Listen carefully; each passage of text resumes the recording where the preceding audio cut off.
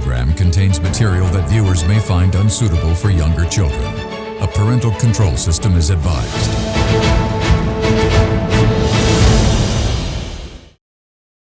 The following program contains opinions of the participants and does not reflect the views and beliefs of the Derana Media Network. The network believes in a safe space for all ideas to be expressed without any censorship and on its duty to create such a platform for free speech. Viewer discretion is strictly advised.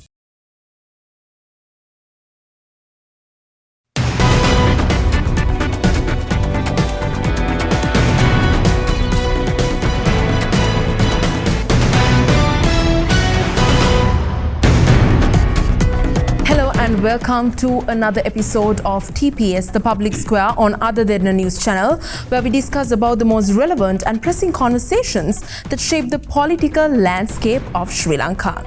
And I believe in our previous episodes as well, we have been discussing this topic crucially, but essentially we are going to discuss something more relevant and which is interconnecting to the day-to-day lifestyle with regards to a certain aspect, and that is obviously the IMF. So today's topic is about, is IMF reforms helping the people or hurting them?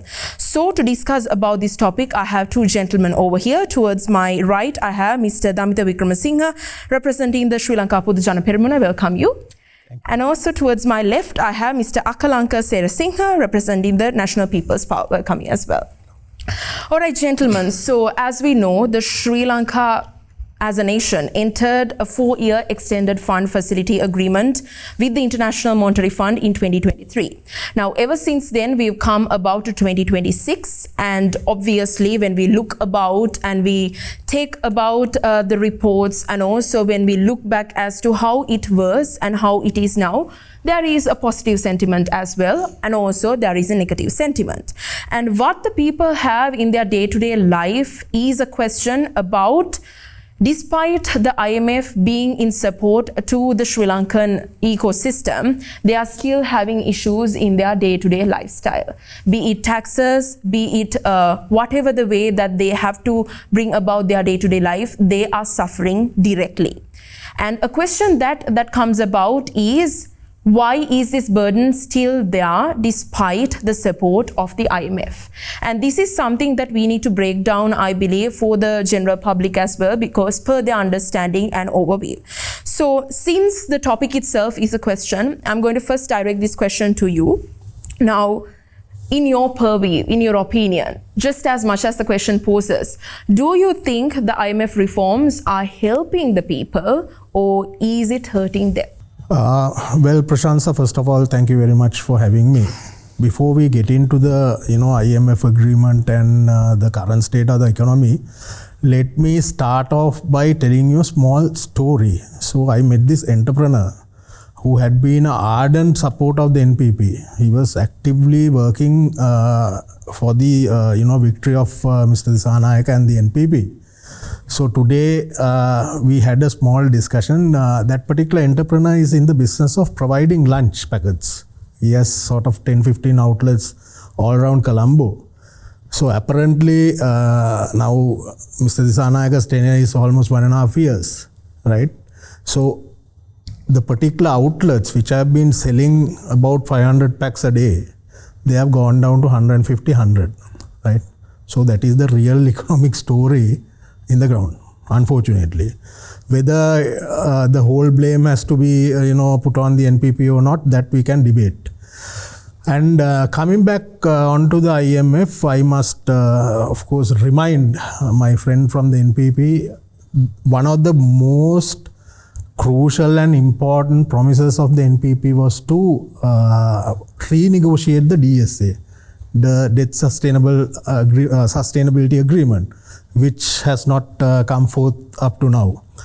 And also today I saw the Deputy Minister of Finance, Mr. Dr. Anil Jayantha, saying that this government is not in the process of increasing the electricity tariff, it's in the process of adjusting the tariff. So tariffs are going to go up, I think by 12.5% or something. So if I remember right, especially the candidate Anurakumara Dissanayake was, going to town saying that under his, government, he should be able to reduce the tariff by 30%. So that also has not happened. I mean, ultimately, all of these fast and these lovely stories have brought Sri Lanka to another, heading towards another economic crisis. As we can see, I mean, if you compare the central bank data, there is no way in this world that this government will be able to furnish the debt in 2028, because by that time you have to have $15 billion in reserves, which will not happen because, I mean, if you take away the Chinese swap arrangement, actually our official reserves are not enough for even the 3-month import buffer. So that is where the economy is heading, and I think the government must be given a chance to, reply to all of this. All right. So since you mentioned that with the current situation, there are certain contradictions as to what is happening with the current government. So I believe there is a chance for you to reply, Mr. Damitha, as well. And also to respond to me in terms of this question, I'll be posing the same question. So in your purview, obviously, as the governing and ruling party, do you think this IMF is in the rightful support when it comes to the people? Because obviously, when it comes to the macroeconomic statistics, we do see a certain kind of an improvement. But when it comes to comparing the lifestyle of and the cost of living of the people, there is mixed emotions about how it is. So if you could reply on that. Yeah, I mean, it's not easy to turn around 360% a country within 1 year and a half. So as we can see, the IMF has created long time ago to strengthen the global finance. So there are incidents where there are failures that the countries who followed IMF, and there are successful examples as well. So I have to say that to my learned friend that we are not the government who initiate with the IMF program. It's not the NPP government. It's earlier SLPP government where the Ranil Wickramasinghe, appointed as the incumbent president. And at that time the country was bankrupt in 2022. And 2023 March, the IMF was initiated. And the program was initiated until 2023 March. And at that time, the people was struck with high taxes, and also the government has no plan of giving reliefs to people, any reductions, nothing. So after the NPP government in power, the latter part of the 2025, we had pushed the rating. The actions of the government tend to push the ratings from FD ratings, the bankrupt, we were in very down low grade level. We have increased it up to CCC plus level, and also we are restructuring the debts as well. And up until now, we had within the 4-year plan, the IMF plan is the lifespan of the IMF is 2023 to 2027. So up until now, we got 5 reliefs as well, along with the flood relief. So also we have climbed up the global transparency, the ratings of global transparency, 15 positions comparing with the last year. And also there are other 8 plus points that we can give in other ratings as well. So as a country, we are going ahead. Yes, there are plus and minuses, but it's a very difficult task. So within a 1 year or 2 years, people can, get the, we can stabilize the economy, but we can think about, as an independent country, after the IMF, the conclusion of the IMF program, till that we have to go along with the terms and conditions with the IMF plan. All right. So now I just want to ask a follow-up question as well with regards to the mixed emotions that the people have. Obviously, you are mentioning about how it is been, the ranks have been going up and how we have substantially improved ourselves. But then again, when it comes to the general public, there are certain notions when it comes to how they perceive this IMF support with regards to how they see in their day-to-day occurrences, like the household costs and the cost of living. So why is there so much of mixed emotions in terms of the IMF? Well, as you can see, IMF is a institution, a body which is controlled by US, China. They are leading economies. It's not well. There are influence as well. So we have still. I mean, Sri Lanka is a, although it's an independent country, it's a small country. So we have negotiated. I mean, if somebody can say that we have not negotiated anything, we can give an example that we have increased. I mean, as our mandate, as our policy paper, we were expected to increase the tax-free income of 2.4 million per annum.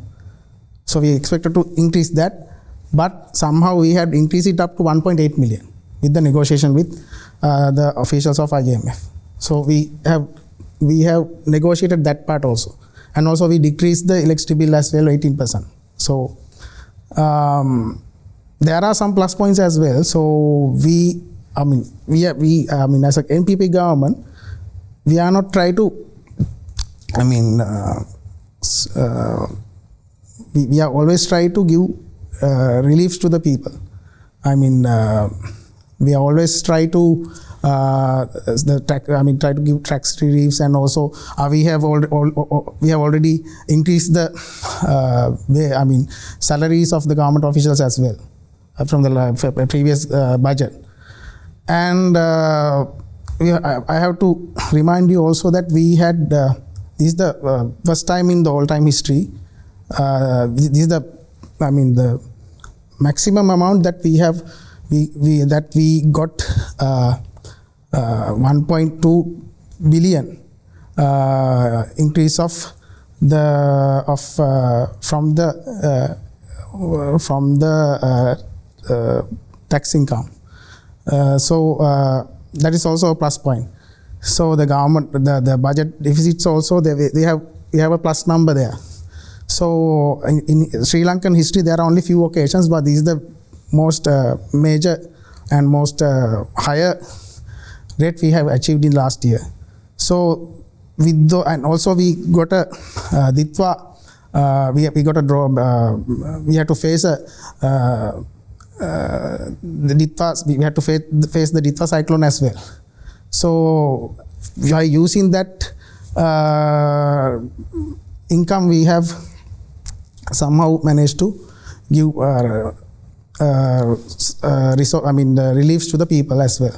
So now we are started with the 25,000 relief, and now we have gone up to giving houses, and also 5 million relief recently. So we are progressing as a government. We are giving that relief to the people, and also some we have decreased some prices of the essential food items as well. Yes, there are some expensive, some essential items. The price is little bit high, so we are hoping to reduce that as well. We'll see. All right, so I'm taking it from there in terms of how it was brought through the question of mixed emotions. But when it comes to you, I believe you do have a different purview when it comes to the mixed emotions that people are posing. So do you agree or disagree with the statement, or how do you contribute? Well, I can say I agree to disagree. So first of all, I must correct the member of the NPP. The Global Transparency Index, the highest score we had was in 2015. Which was better than what the government supposed to have achieved. And also along with that, it's not like we have gone places up. The countries who were above us have gone down. So they have gone to the worst. And secondly, the debt restructuring, of course, the majority of the work was done under President Ranil Wickramasinghe, and the agreements were also signed. And due to that fact only, as he correctly said, President Ranil Wickramasinghe was leading the SLPP government. So we must also, get credit where credit is due. And the other thing that I want to mention about is, cost of living, if you take the indexes, right, the central bank or any independent body, it is accepted that, cost of living has gone up compared to a sort of year before. So saying all that, why the major criticism that we have on this government is when you come into power promising the sun and the moon, which was not absolutely possible to deliver, right? Now the government has a responsibility to work towards them, or either seek for forgiveness from the country. Otherwise, now classic example, the electricity tariff. My friend from the NPP said that they had reduced, but with the proposed increment, the electricity tariff will be about 15% higher when Mr. Dissanayake took over the government. Not only that, now look at the plight of the Sri Lankan rupee, right? Now it's getting devalued against the dollar. So within this 1.5 years, 6% of the value of the rupee was lost against the dollar and against all major currencies. So if the government is trying to picture or paint a rosy scenario in the country, I challenge the government to go for provincial council elections. If they are very much, happy about being transparent in a global level, I think delaying the provincial council elections further will do no justice to the government. And easily they have 159 members. It's just a matter of tabling a two-verse act to get back to the previous electoral method. But why, unfortunately, now Mr. Tillin Silva also has promised the Indian government saying that they will hold the provincial council elections, but I don't think they will be able to have any elections at all, because a simple fact is this government's popularity has eroded, right? Now, there was a talk about Ditwa. Now, that particular disaster, when the BBC even was predicting 500 millimeter rains, right? What did this government do, right? Property you cannot save from natural disasters, but human life you could have, no? When you are facing a disaster, oncoming disaster, right? You have to prepare for it, no? That is what normally previous governments have been doing, right?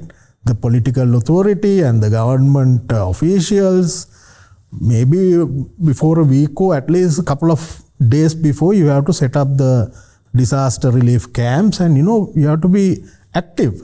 But what did this government do? They all, the response from the president itself happened only after, that devastation was on ground.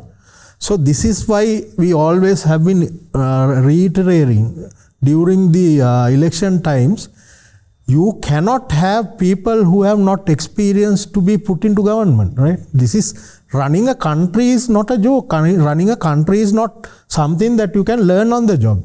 So may it be in economics, may it be in general, governance, I think this government has failed enormously.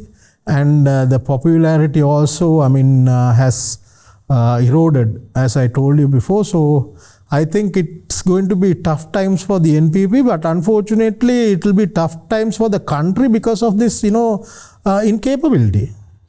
All right, so I will take it from there because that is the question that we are having in this program as well, as to if this is a positive or a burden for the people and their understanding. Before we further discuss about the impact of the IMF reforms, let's go in for a short commercial break. This is TPS, the Public Square on Ada Derana News Channel.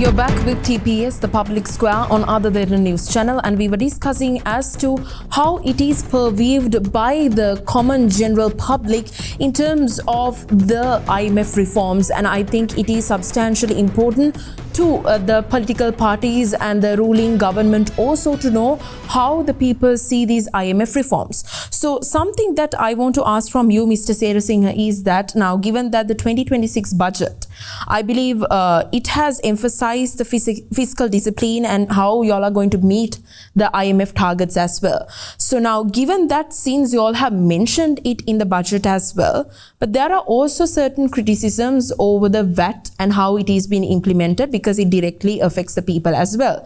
So how is this making sure that both sides are equivalent, or rather both sides are addressed in a very proper way? Yeah, so that's the difficult task. So we can negotiate with the IMF, but there's a limit to negotiate. As I mentioned before, we were able to increase the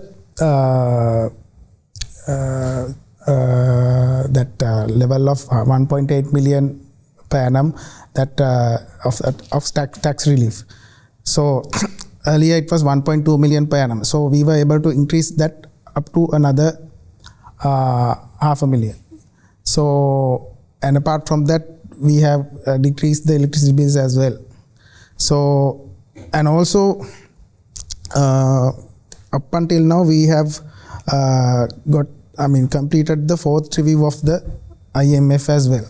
So increase in the VAT and the other price increase, it's pretty hard to control in the inception.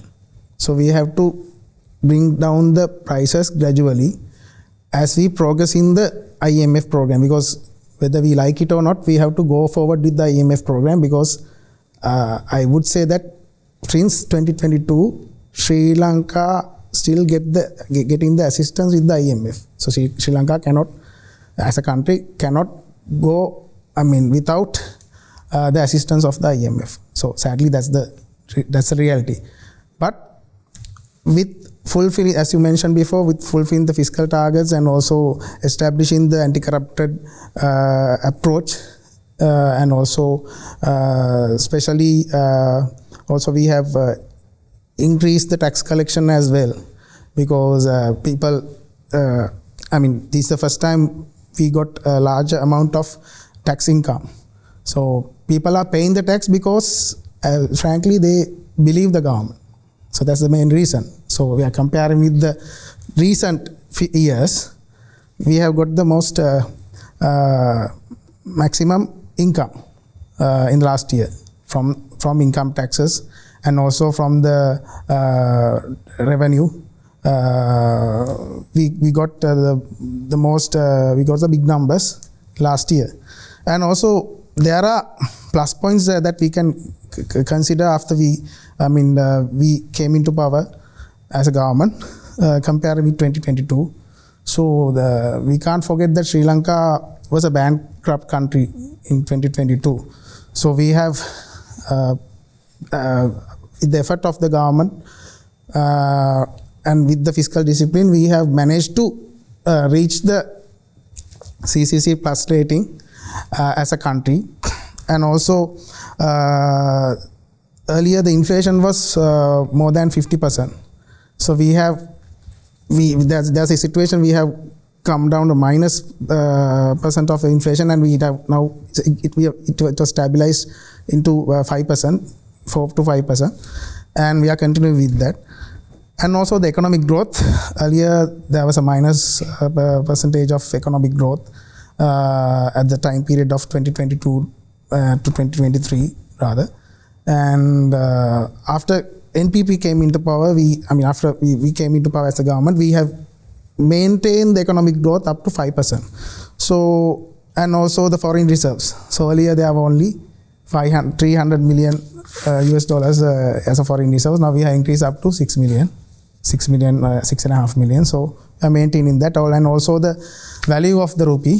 So I think my learned friend can understand that earlier it was increased up to 350 rupees per dollar. So we are maintaining it under 300, a bit over 300, 380 to 305, that phase.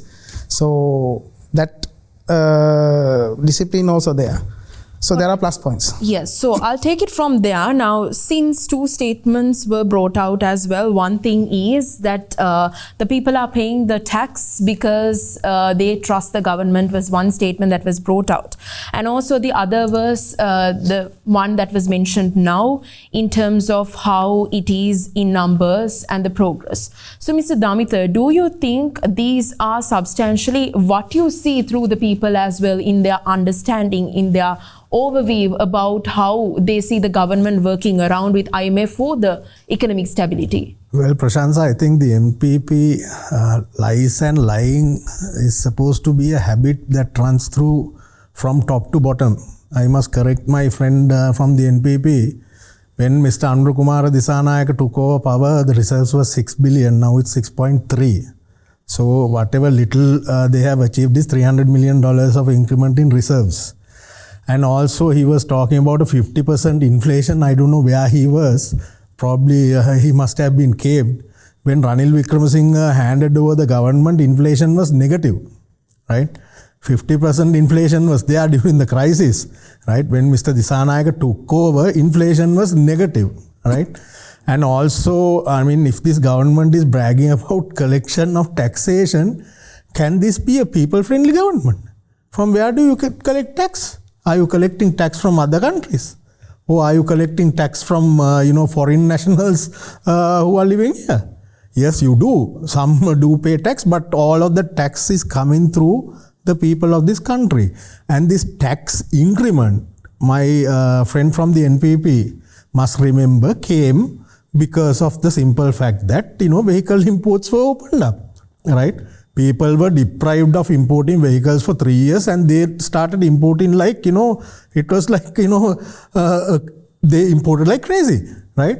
Obviously, then the government revenue automatically goes up because vehicle taxation is very high in this country. We have already imported in 2025 $1.2 billion worth of vehicles, and the tax on a vehicle is 284%.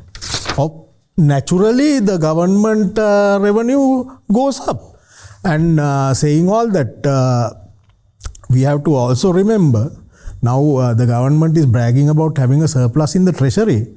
But if you observe the news closely, there are shortfalls in the health sector, in education sector. There are many, issues on ground. So if the treasury is so wealthy, and if the treasury is so filled up with money, how come these problems exist, right? Government revenue is like, it's like a credit card, right? As long as the bills come, it will lie in the treasury, right? It doesn't mean that, Mr. Disanayaka has saved so much for the country, right? And economic indicators, what the government is publishing, I don't think anyone will in time to come will accept those, because now simple fact, the Deputy Minister of Industries, my good friend Chaturanga, he was bragging about $18 billion export income, right? And he was publishing some numbers also some time around October last year. But now the IMF has given the exact figure, it's 13.3, right? I mean, how can you expect about 40% increment of exports without, having new industries on ground, right? Now Europe is almost in a recession, right?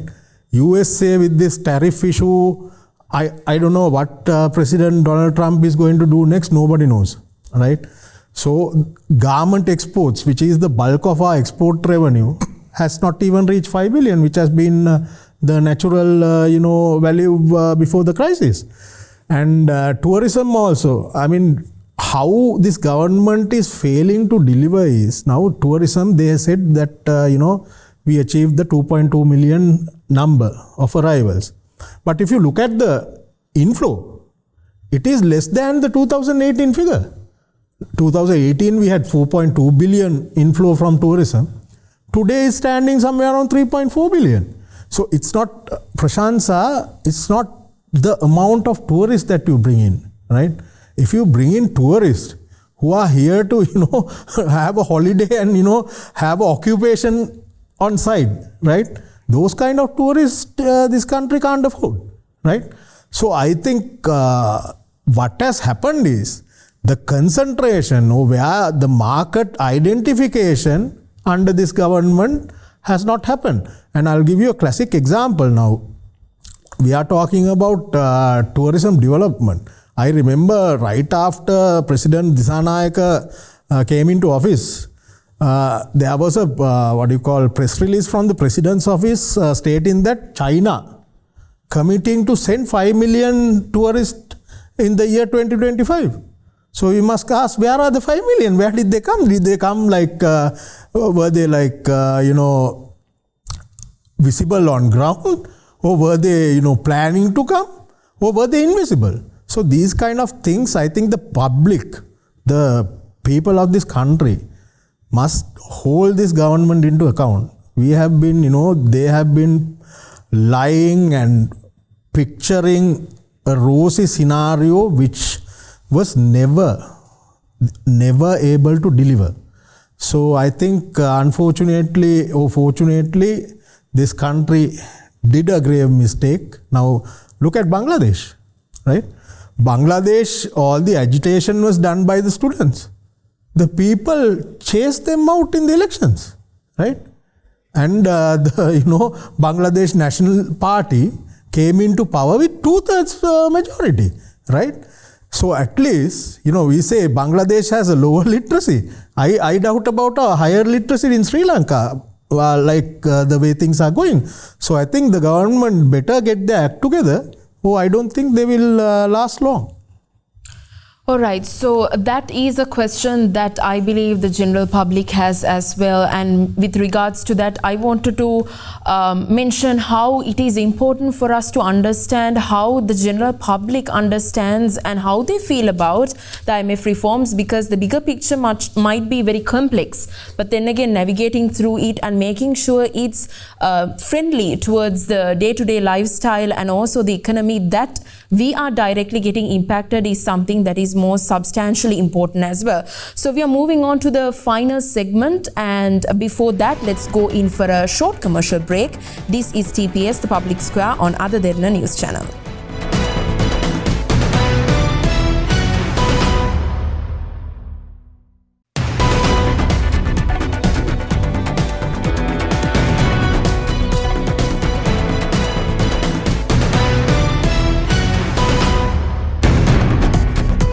You're back with TPS, the Public Square on Ada Derana News Channel, and we were discussing as to how the IMF reforms have been in terms of the budget of 2026 and how it is realistically important and crucial for the day-to-day life as well. So as we've come to the final segment, I believe this is the closing remarks that the gentleman will be giving about. So I want to direct the closing remark first in terms of you. Now, if we judge the success not just by the GDP or obviously the fiscal strength, but rather in the purview of maybe a school teacher, a farmer, a normal general employee, in their understanding, how do you feel like they see this question if the IMF reforms are a burden or rather a support system, given that how the NPP government is utilizing, and in that progression, the way forward for 2027, do you think this is possible to be gone through and brought about economic stability? Prashansa, first of all, I must tell you, the IMF doesn't impose taxes or anything like that. They just give a guideline, right? They give you revenue targets. How you achieve that is the capability and the efficiency of a government in the particular country. Now you are asking me about farmers, teachers. I mean, everybody is on the road, no? Agitating, right? In front of the president's office, like, only yesterday it ended. There were, fishermen protest happening. Now with the, debacle this government did through the education reforms, teachers, parents, everybody was on the road. Now if you take any sector, farmers, day to day, there are issues with the agriculture sector. Now, may it be from sugarcane to paddy to now, President Zanayaka, thumped the table and, got the rice mill owners. It was his narrative for the rice mill owners to reduce prices. But none of the prices I have seen visibly going down. It's going up by the day. And it's good. I mean, we like entrepreneurs have to be, strengthened. And the rice mill owners are supposed to be importing helicopters and, Rolls-Royce cars and whatnot. It's not that we are against entrepreneurs. But why a government exists is not only to, collect the taxes and, suppress the people. The job of a people-friendly government is to strike a balance. Yes, I mean, although they promise to, renegotiate the IMF program and, if not to get out of the IMF program, that is not realistic in this world, right? That's not something that you can deliver. But then again, with those guidelines in mind, a proper government should be able to strike a balance, right? Of course, without hurting the business community, you can look at various ways of reduction of cost of living. One classic example was the revitalization of Laksatusa during President Mahinda Rajapaksa's time. Whoever wants to go to a high-fly supermarket and buy rice which has been produced in the USA, that luxury also has to be there on ground. But people, the masses who are struggling to get by in their lives, they also have to have a, sort of mechanism to have them protected. So in that sense, I think this government has shown very poor delivery. And when a government, I can tell you with, experience, when the government becomes this unpopular, it is very hard to, turn around. Unfortunately, Mr. Disanayaka should have thought about all this. I don't know whether he believed that he will come into power. I thought my general feeling is he was expecting to come into the opposition and,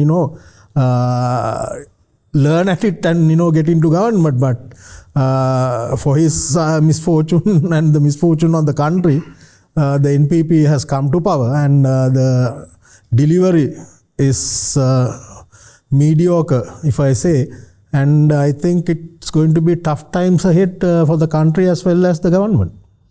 All right. So taking from that, I believe as a closing remark, let's make it very short and sweet as well. But in the way forward for 2027, how do you think that the people will see the difference in terms of how they perceive IMF reforms and how it's going to substantially help their lifestyle? Yeah, I mean, we are maintaining the fiscal discipline, and also we are still as per the conditions of the IMF, we have to, also as a government, we are believe of anti-corrupted country. So that's the reason IMF is believing us as a country who is properly following the IMF program. But I must, honestly, I have to pose a question to my learned friend that if this is not the proper way of approaching of IMF program, so what would be the alternative way? I mean, the leader of the SLPP is Nama Rajapaksa. So he might have an alternative way. I mean, if there's a proper opposition, they should have give us a proper, yes, we are the government, we are doing it. according to our knowledge, and also as per with our, in line with our policy paper and also with our professionals. But if they are, we are human being, like we can't expect 100% perfection from any government. But if there's a duty of the opposition also, they have to give constructive criticism. So they might have a plan, alternative plan. What Sajith Prebadas is saying, right? What Nama Rajapaksa is saying. Just making allegations about racial discrimination and other sensitive issues. So they are not addressing properly about IMF. Only Harsha De Silva gives some valuable remarks, but other than that, I can't see any other opposition leaders or any other parliamentary members. I think my learned friend is a knowledgeable person. I respect him, but I have seen his programs also. But I don't know what Namal Rajapaksa as a lawyer is addressing about the IMF, and what he's saying was, we have given, in our, sometimes some leaders say that we are not going with the IMF, but we didn't, what we have mentioned that we are not, as a government, we are not going out from the IMF. We are renegotiating it and continue with that. So that's what we are going. We are working according to a plan. There are plus points, as I mentioned before, and we are restructuring the economy for a longer period. And our policy paper, the Thriving Nation and Beautiful Life, which is not limited for 5 years. So we have not given any timelines in our policy paper. It's a 25, 30 year long plan. So within 5 years we can get out from this mess, and in between we'll try to give, we are trying our best to give relief to our people, and for that also, to give up 100% freedom, we have to get out from the IMF gradually. So we can't do it as we wish. So we are looking forward to that, and we are hoping to restructure the institutions as well, and also we have increased the salaries of the government, the teachers, and also the government of institutions as well. And also we have proposed to increase of private employees as well. So, neither government in history has given those, reliefs from the budget. So this is very iconic budget. So that's why. So we are looking forward to that. Very quickly, can I respond to my friend's question? Yeah. Of course, thank you very much for posing that question. Namal Rajapaksa is not a one-man miracle like Mr. Disanayake is perceiving to be. Namal Rajapaksa has a team, and I am also representing that team. On behalf of the team, I am representing this program. And also, when it comes to the next election, we will definitely present our plans, and we know that we have the ability to deliver, because we are the only President Mahinda Rajapaksa and the SLPP is the only party that managed to increase the GDP by 4-folds within 10 years. Right? When President Rajapaksa came, we had a 25 billion economy. When he left office, but he's not the leader, no? 80 something, we are still there. Right? After doing all Hail Marys, we are still at the same level where President Mahinda Rajapaksa left, and Namal Rajapaksa is capable, if not more capable than President Mahinda Rajapaksa. So we will in time present the proposals to the public, and we are sure that after they 4 will years accept election, but until such time, before looking at 25 years, try to complete these 5 years, because the way the things are going, I have my doubts on that. Yeah, it's perfectly all right. All right, so I believe that is how the opinions and the notions are of the two parties as well, and it's all about, yes, the macroeconomic indicators may show signs of stabilization, but also it is in terms of the dignity, the opportunities, and the security of the citizens in their everyday life. So I think there has been so many questions posed and also answers with proper responses, and also a way forward for the 2027 as well, because then we will be ending our IMF targets as well. So I want to thank Mr. Akalanka Senasinghe, thank you so much, and also Mr. Damitha Wickramasinghe, thank you so much. Thank you, Prashant. It was a very insightful discussion in terms of how we perceive, how the citizens see the IMF reforms in terms of it being a burden or something positive, a strength. So don't forget to send your feedback to feedback.adncenglish@thedan.lk or via WhatsApp at 076-8057-933. We will see you again with another episode where we discuss about the most relevant and pressing conversations that shape the political landscape of Sri Lanka. Till then, take care, be safe, and have a good night.